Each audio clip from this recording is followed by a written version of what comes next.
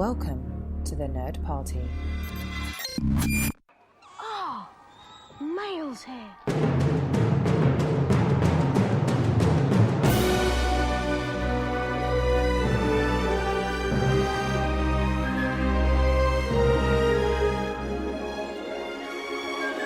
Your owl post for the week is freshly delivered, and I am just one of your hosts here, Matthew Rushing, and with me, as she is every single week, the one, the only, Andrea Coffman.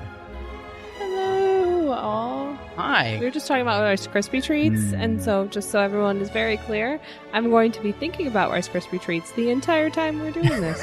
I just want to set my expectations out there. I want to be my most authentic self, and that authentic self really needs a Rice Krispie treat. Somebody, Grubhub, Andrea, a Rice Krispie treat right now. Just do it.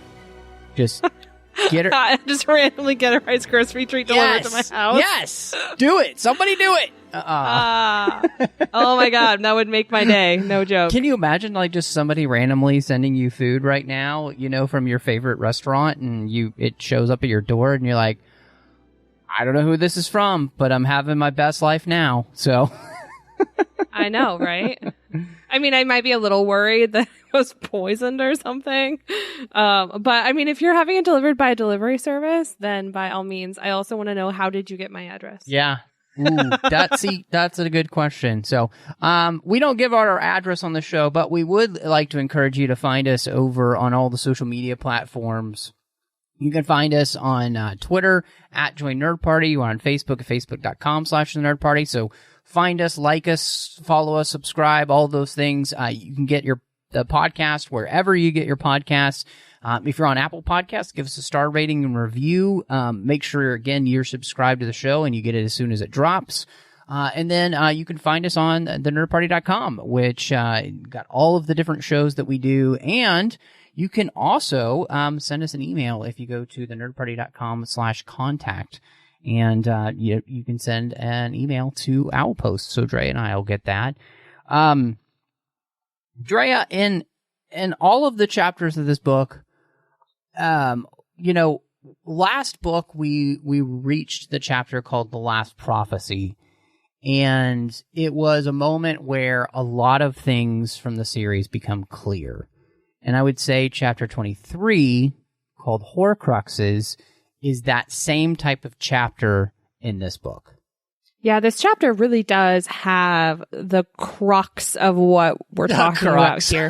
Hey-oh, I didn't even mean to Mom do that.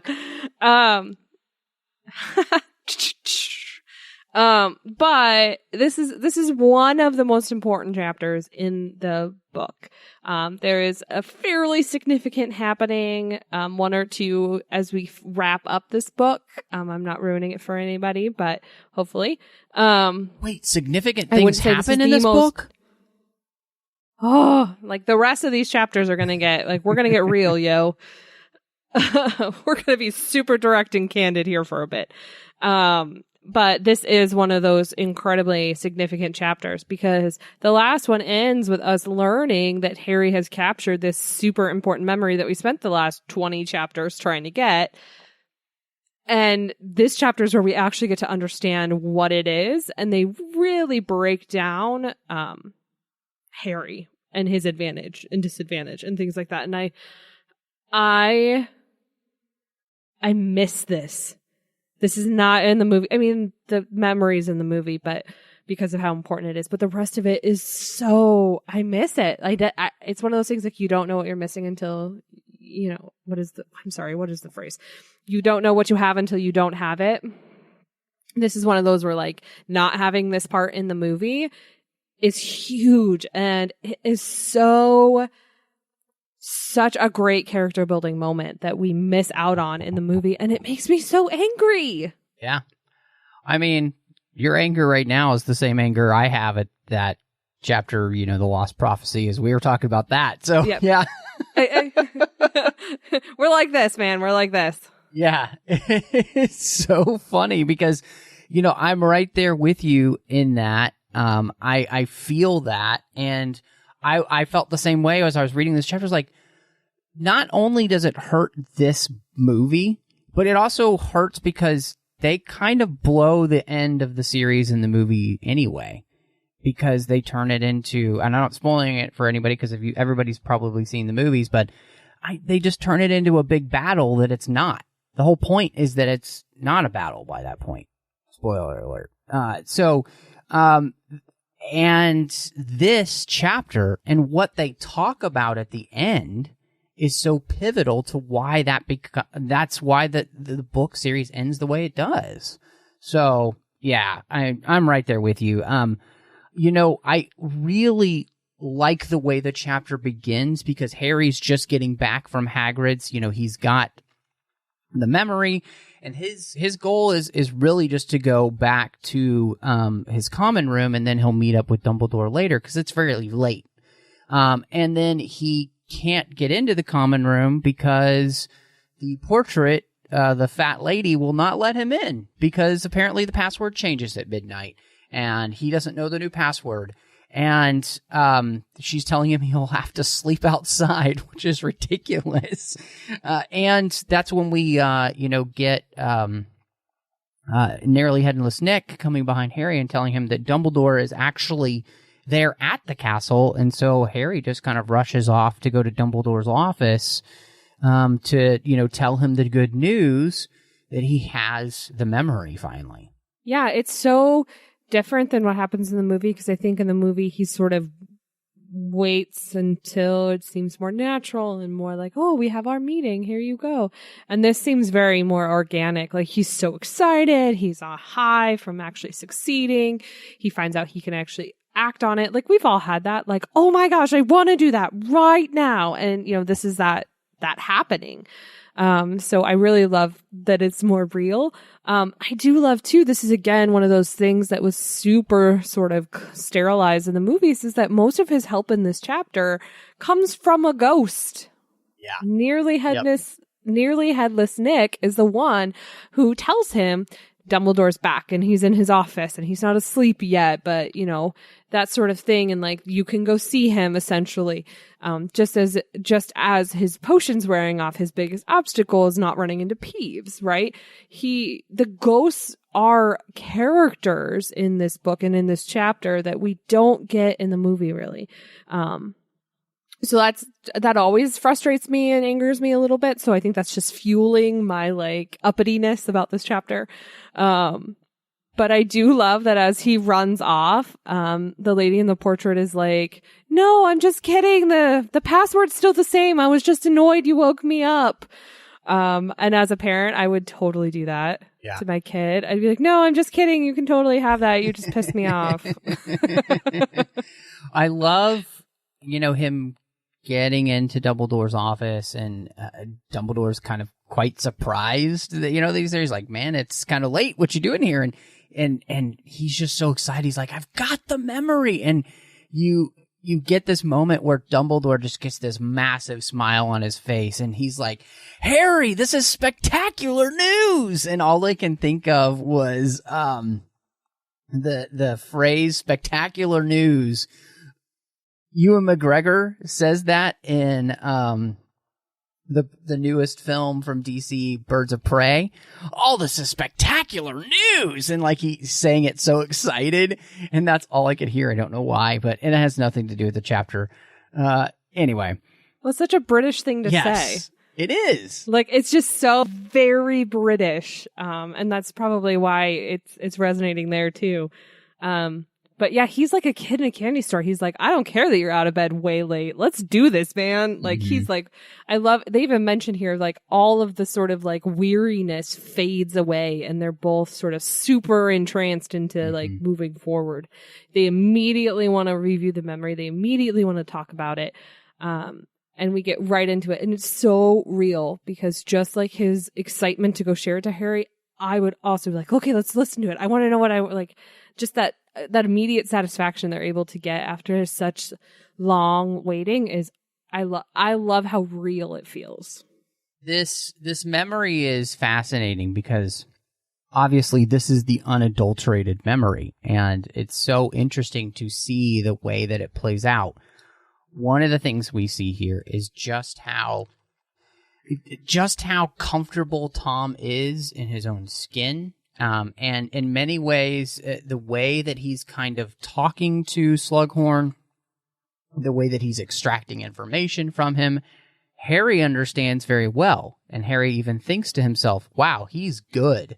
Because Harry has spent most of his time at Hogwarts with different professors and with different people in power, having to try to get information from them, and not in nefarious ways. With all of the adventures that Harry has had here, he has definitely had to learn how to speak to others in power, but in a way that allows him to be able to get what he needs from them. And so he has a lot in common here. In the corporate world, we call this influencing without authority. Yes. Yes, absolutely. That is absolutely what he has to master here. And he even acknowledges that. I think he calls him a master of his craft. Well, and at the same time, what he's noticing is that, Tom's not the oldest student here, but everybody looks at Tom as if he's the ringleader. And so that's also kind of interesting as well, because, what did we see last year is that people began to look at Harry differently, especially with the Order of the Phoenix having started, Dumbledore's army having started. And so, that just makes for a really interesting parallel as well. And we get all of the rest of the students leave, and Tom finally asks the question, this idea about Horcruxes. And it's interesting to me, and you can understand why Slughorn does not like this memory, because he basically just gives up the information like it's not good. Like he barely registers a complaint to talk about this in the first place until much later in the conversation. Otherwise, he's very cavalier with this information with Tom. It's not quite as flippant as the movie makes it. He's not quite as overtly covering his tracks, right? Because in the movie, he's very like, oh, so jolly. This is just for study, right? And here he's a little more just forthcoming and conversational about it. And it isn't until he starts to feel uncomfortable with what he's sharing and until Voldemort kind of has to, or Tom, because he really is Tom at this point, has to sort of pull it out of him and rein it back a little bit. Does he start to do some of that like backtracking, right? He is much more a willing participant in this and not so much an afraid participant as they paint him to be in the movie. And so it makes you even more understanding of why he didn't want to share this full memory. Especially because we also find out from this memory that talking about Horcruxes at Hogwarts is something they're not allowed to do, and that Dumbledore is very, very adamant about that. That's like the one thing that your teacher, your parent has that always makes them angry is how I took it, right? That one thing will always get you in trouble. I felt like that's kind of the feeling associated with this topic. And so it's so interesting, but we also learn a lot about how they work, like a lot more than we do in the movie. And it doesn't take up that much time. Yeah, what we learn here is that to create a Horcrux, one must rip their soul.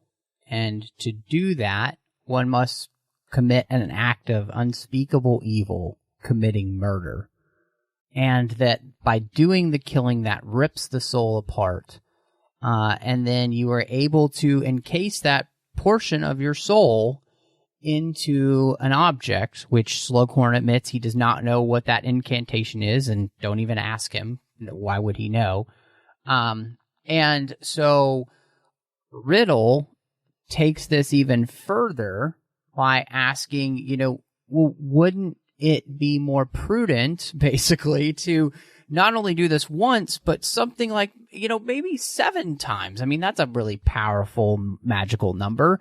And this is the point where Slughorn gets very uncomfortable with the idea of this conversation.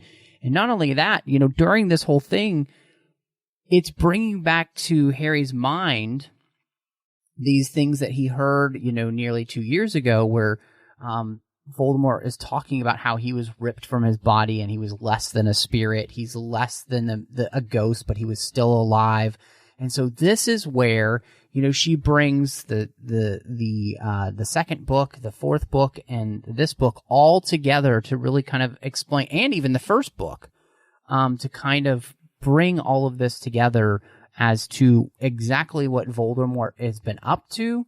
And as we exit the memory, it's going to get worse for Harry because he is still kind of thinking that Voldemort has only done this once, and Dumbledore talking through this with Harry, they're going to come to see that no, that the whole plan here was for him to do this 7 times. Right. Well, 6, because there should be 7 pieces, right? Yes. So the intent was to create 6 additional pieces, which I think he clarified. I also found it interesting. It actually tied in pretty much all of the books, because we hear about the groundskeeper when we're talking about one of the Horcruxes. We hear about, we literally, this chapter ties all of the books, some element of all of the books that we've read so far together. And I found it so interesting because I think we've actually talked about 7 being a magical number in other chapters. It wasn't quite as notable. But the fact that 7 is meant to be this incredibly powerful magical number, and that's why he picked the number he picked. But yeah, I mean, we kind of go through the list, right? You've got the diary, which we'll talk about in a second. You've got the ring. We start talking about that was part of why Voldemort wanted to come back to Hogwarts, was to find more of his sort of treasures or his trophies from his conqueror. And that, it has to be a conscious decision when you kill someone. It's not just anytime you kill someone, your soul gets split. It's that anytime you kill someone, you have the opportunity to split your soul if you do this, this magical spell alongside it. Which I think is also important to note here. But one of the things that came up before we get too much of the weeds, we're probably going to go a little out of order, so bear with us, is this idea that Nagini is one of the Horcruxes. Okay. But so in book 4, we get to that where he kills the man in the shack, and that's the idea, is that's where Nagini was created as a Horcrux, right? So even well into this series, we're still creating Horcruxes, at least in this theory world. But they talk about whether using a sentient being is usually a good idea for that. And if we talk about other fandoms as we pull in here, we know that Nagini's, a unique snake, right? But it's a really interesting conversation because, we come to find that it's just, Dumbledore's noting like they have a closer relationship. Nagini listens to Voldemort even more than a regular snake would, and has an almost human-like characteristic. And he's chalking that up to the fact that, Voldemort put part of his soul into the snake. Which, by the way, is my least favorite character in this entire series, and I struggle to watch any scene with Nagini for both the human reason and the fact that I hate snakes. Well, and I Movie 2 is a nightmare for me. Oh, I can imagine. I think it's so interesting, now in light of the Fantastic Beasts series, because of, what we know of these characters, and specifically, you have, the relationship of Nagini with Grindelwald and of course Clarence, and so it's fascinating to me the way that they have played this out, and I'm just really excited then to see how that series plays out in light of this. But like you were saying, there's so much of the way that this connects. So Dumbledore is able to convince Harry that the reason that there are more than one Horcrux is because the way that Voldemort treated the Horcrux of the diary, and the fact that he would have entrusted that to Lucius. He obviously never told Lucius exactly what it was, other than it had something to do with opening the Chamber of Secrets. And then, of course, Lucius being Lucius, uses it for his own personal gain. And, of course, that's why Lucius is in so much trouble now with Voldemort in the first place. we learn about, like you said, Nagini. We learn about why the fact that Voldemort would not be interested in something like the Philosopher's Stone, even though he was after it in the first book. It's not something he would want to eternally have to be reliant on. Like as Dumbledore says, Voldemort likes to operate alone, and he doesn't want to have to rely on anything, even something like the elixir, so that would be intolerable to him. And this idea of making the 7 Horcruxes was very important to him. So the cool thing here is that we learn that we've got 2 of them already destroyed. We have first the diary, and secondly, the ring that has hurt Dumbledore's hand. We finally learn why that happened, because it was a Horcrux. And Dumbledore had found it on his travels. And so we also learn one of the main reasons that Dumbledore has been leaving the castle so often this book is because he has been continuing his search for these Horcruxes. And so we believe that one of them was probably the Hufflepuff cup. We know one of them's Nagini, and then that means it's probably something Ravenclaw and Gryffindor that is also a Horcrux, as well as most likely the locket. So the other thing that makes me so angry about this not being in the movie is that the movie leaves you no idea what the other Horcruxes are, whereas here, we pretty much know everything we're searching for except for one, which is it something Gryffindor or is it something Ravenclaw? We don't know. But we do such a great job of really filling this in. And she really brings everything together here. And so I think this is really fascinating. But beyond all of this, we also talk about the idea of, if all of the Horcruxes are destroyed, then we can destroy finally Voldemort. But that's great, but it's still going to be very difficult, as Dumbledore says. Yes, he'll be weakened, but he still has the mind and the power of one of the most powerful wizards of all time. So this is still not going to be an easy task. In fact, it just sounds more Herculean than ever. Right. I think it's so interesting because I think we get a little indication with the leftover Horcruxes that it's more likely to be a Ravenclaw item than a Gryffindor. I think part of that is just history we know between Slytherin and Gryffindor, and that was sort of the downfall of the original founders, right? Is that relationship. But also because, Dumbledore sort of indicates that he has the most treasured artifact of Gryffindor, gesturing to the sword of Gryffindor, right? And basically indicating that is safe and is not a Horcrux. So it's likely not something of Gryffindor. But it doesn't completely rule it out. He's not, he's not being arrogant. But it is definitely much more enlightening, and we definitely break down and put a lot more pieces together here than we do in the movie. And so it is nice that we get those dots connecting, and we get sort of an excited Dumbledore, right? Like this checks a lot of boxes for him. He gets a little jazzed, right? If you ever want to know what Dumbledore's like, jazzed. He's like got his little internal jazz hands going. And so I think it's really interesting how that sort of plays out here. And I do love how he logics his way through a lot of this, right? When you talked a little bit about Lucius and how he gave the diary to him and how he wouldn't be so cavalier with the other half of his soul. And I think that's a great, just logic-based assumption.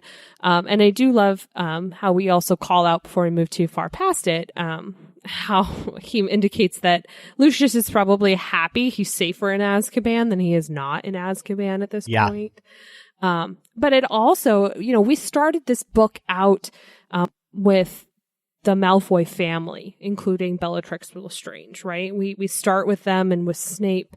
And I think knowing what Lucius did had such an impact that he lost a Horcrux adds to the that Voldemort literally lost his mind about it. I mean, they talk about how angry he got when he heard what happened to it. That just really paints an even greater picture of how desperate the Malfoy family is. Like it feeds into their story as well, which I think we forget about. And they're somewhat of a villain in this story. You don't want to empathize with them. But it does give you a little more insight into maybe why Draco feels the way he does about his own mission, right? Because his father's already failed Voldemort, and Lord knows he doesn't want to do the same. Yeah, that's a really good point. And I think what I love about this chapter is, again, it's really bringing the whole series together in a lot of ways. And I mentioned specifically, and I did it on purpose, at the beginning here, this idea of that this chapter kind of parallels very much the Lost Prophecy, because the end of this chapter is us talking about the prophecy and expounding on that idea and helping Harry completely understand it now. And he's had a good understanding, but now I think he has a complete understanding after this conversation. And Dumbledore's trying to explain to him and get through his head, it's very difficult. Dumbledore actually gets very agitated in this whole section. He's frustrated because he can't make Harry understand. And you can see there's a sense of relief for Dumbledore by the end of this chapter when Harry finally does get it. And it's this idea that by choosing Harry, by listening to the prophecy and choosing Harry, that Voldemort has basically created his own worst enemy. And in that, it's because Harry has the ability to love. And, Harry just throws that off as that's not important. But Dumbledore says you're not old enough to understand, and we've talked about this so many times, just how special you are, that you are the person that you are. And that you are not a person who has ever been tempted by the dark side of things. And Harry's like, of course I haven't. He killed my mom and dad. And he said, exactly. Don't you see you've been, protected by your ability to love? The person that you are is the very thing that makes you Voldemort's worst enemy. And he did it to himself by making the prophecy true with you, and then all of the repercussions that happened because of that he did not expect. And it's just so beautiful because there's this wonderful moment of Rowling really bringing into focus how evil really ends up defeating itself and making itself its own worst enemy. And here we have that scene in the fact that Harry Potter is Voldemort's nemesis because he created his own nemesis. Well, and I love, too, that he basically talks about it, he turns it around and this was the part where it really clicked as the message was going through. Right? Like, this is, to me, where Harry went, oh, the light bulb turned on, was both the part you're talking about where he kind of says, like, even if you had no prophecy, there was nothing there, would you still choose to defeat him the way you have? And he goes, well, yeah, right? That's one, I think, click moment for him. But the other one is where he sort of turns it around and explains that the prophecy doesn't matter to Harry because Voldemort has fulfilled that prophecy, but Harry doesn't have to do any, like, the prophecy doesn't affect Harry, right? He explained it in the back way, like, Voldemort is tied now to this prophecy, but Harry's not. And Harry's strength is the fact that doing the right thing is what ties him to this whole mess, right?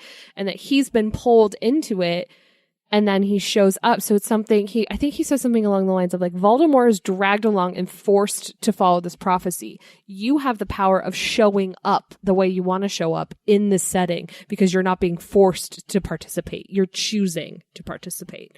And I think it really kind of puts in perspective for Harry that along those lines that like he's not the chosen one in terms of like he has to do this. He has to do this because he wants to do, just the very essence of who he is wants to do this, not because a prophecy told him to do it.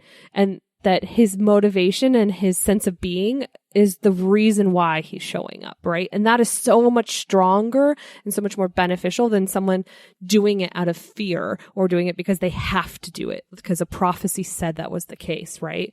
And I think that too kind of turned it on his head a little bit for him. It's that he's not controlled by the prophecy, but Voldemort is, right?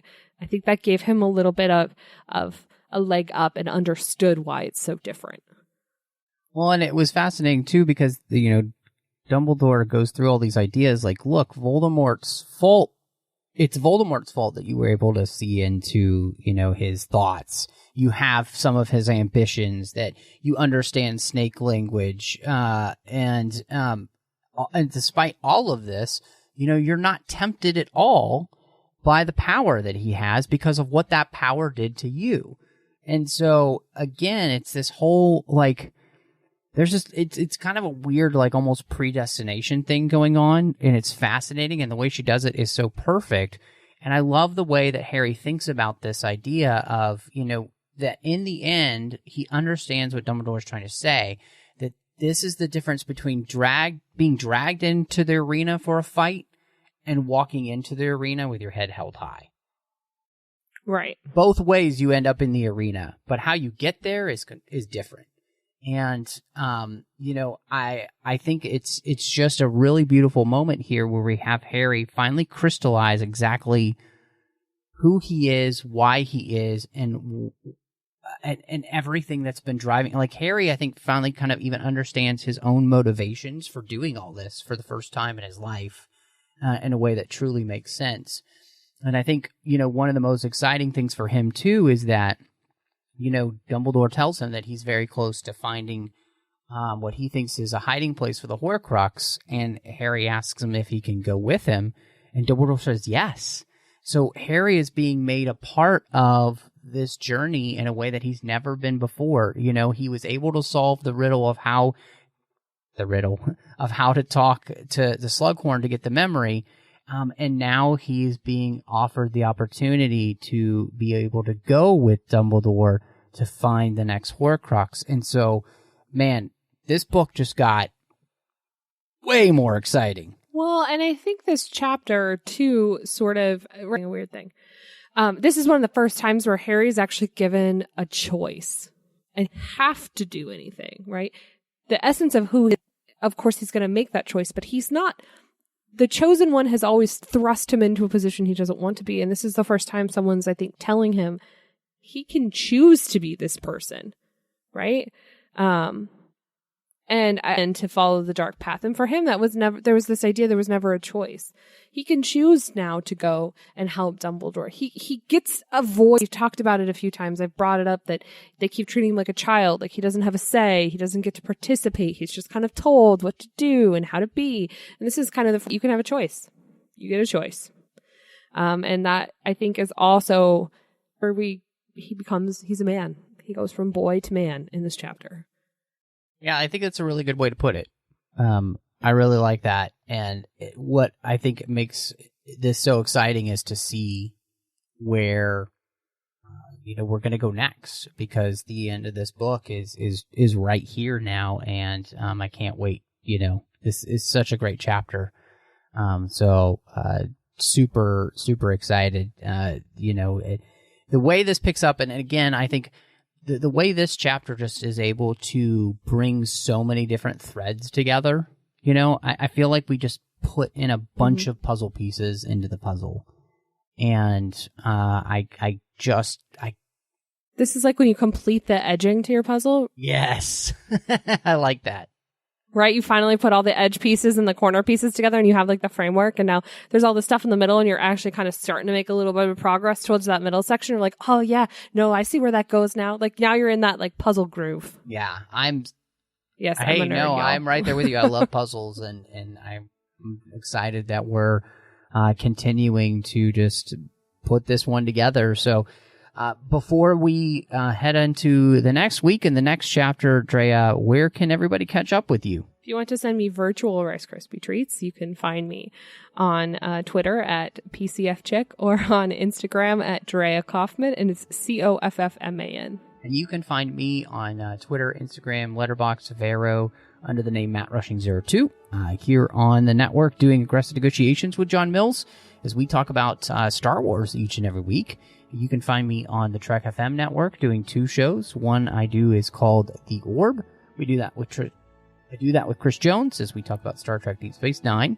Also doing the 602 Club with my friend Chrissy and other hosts as we talk about all of the different fandoms we love. There are so many, so we don't limit it to just one. You can also find me doing cinema stories with my good friend Courtney as we do talk about films through the lens of faith. But thank you so much for checking your outpost. Mischief managed.